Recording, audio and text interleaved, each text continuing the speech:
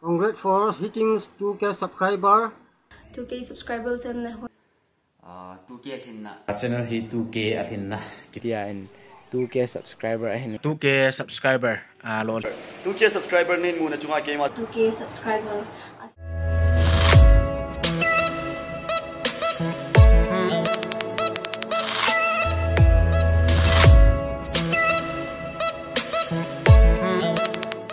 my brother Lamkulal, congrats for hitting 2K subscriber. 2K subscriber nin muna chunga kema SEMBOI jong kain Kipa lheh zingin chule ma bana jong huma chal zingin lang chisanga hoi zol phazo hin bol zingin ti chu kain sehin chule viewers oyo se ni chi loi pao Sejol wang khozol YouTube channel hi subscribe and ball peutin chule ngai lu nei te in support ha ball and ball utin mantah 5K subscriber nei kin dingin ne ki thu PCO ti chu kema SEMBOI gong tao na hin. Once again congratulations my brother for hitting 2K subscriber. Thank you. Hi, Sejol wang media 2K subscriber channel CHUNGLAL kai ta si in ka hin Kipa in chul ma bana jong hung lol hing zingin lang hung ma chal zingin lang best. Hello mayam. Kipa lheh zingin Sejol media in 2K hinna Kipa tu sai na ka hin nei hin Kipa piao min aman jong Sejol media lam ku zo aman jong 2K hinna hin nei thia chuting le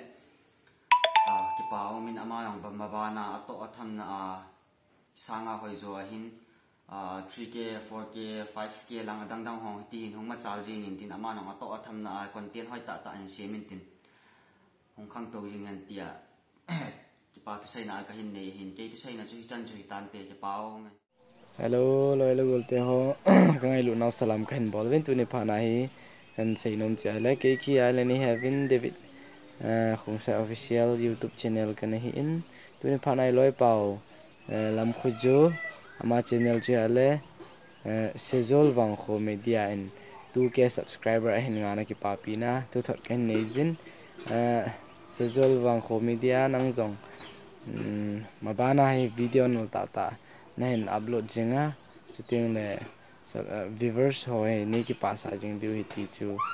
ka team na hin ki pai bye bye, wish you all the best guys. Na bon win dil ha pa ke kamin chu le James GANGTE hin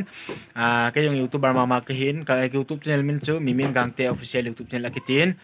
mimin GANGTE official ama sa pen hi le ngai lu nei ta in like share subscribe comment na ball pi in lang ka channel hi bell icon wala ni ko pi in kan timin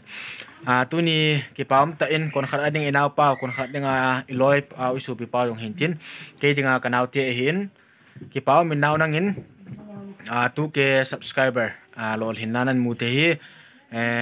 nang zal nang ji chau yung hipuin mi an support na zale min ngai lu na zala 2K subscriber nin mu hin kenong pi thi dang imacha ka nei puin mabana chisanga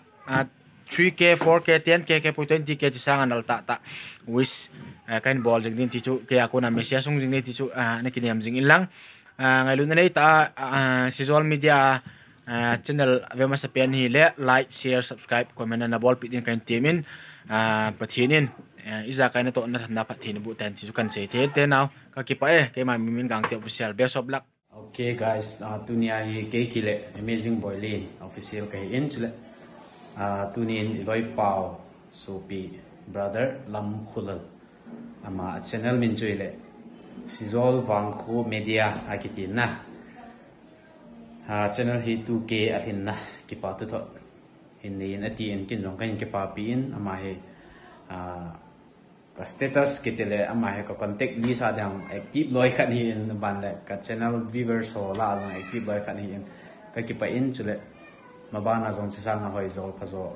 content hoi na in si ma 2K subscriber sanga tam zo na in mudi hi kin now in chule tunya viewers so sen a channel hi subscribe na boltin sanga tam zo phazo in mu mabana 3K 4K ta jong khan to pe jing thina dingin kia konin best wishes ka hin bole ka Kipa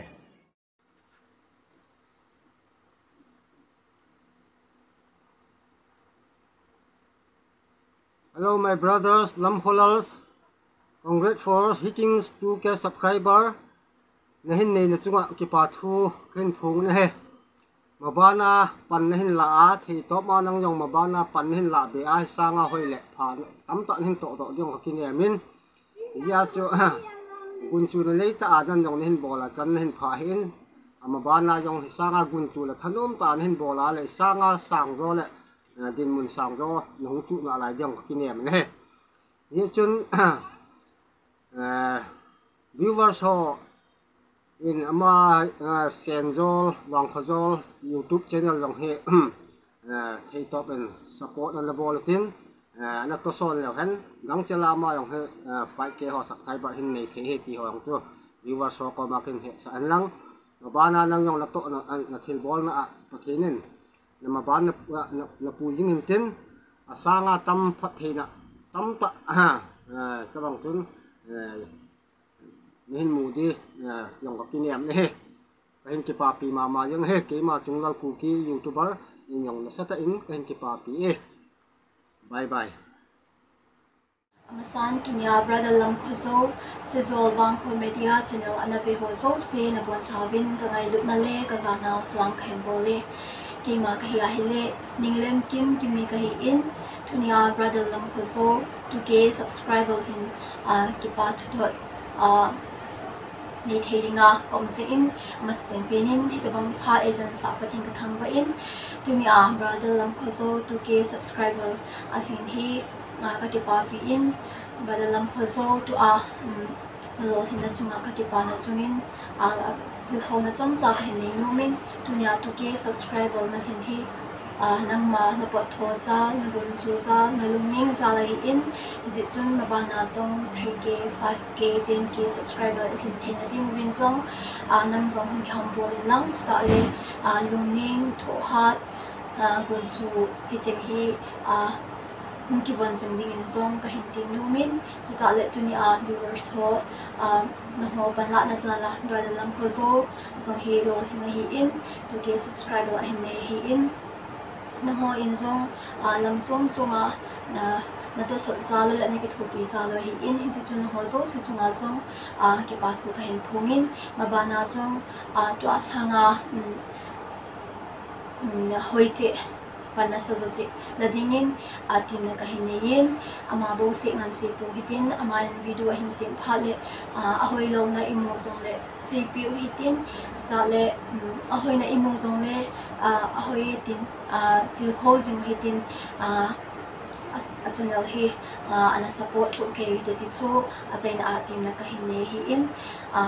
Kipa thu ka hin thot na chom cha he song le hin sein ka Sejol ma he le ki ngai da mo hi Janang in lheh kum ko sot adin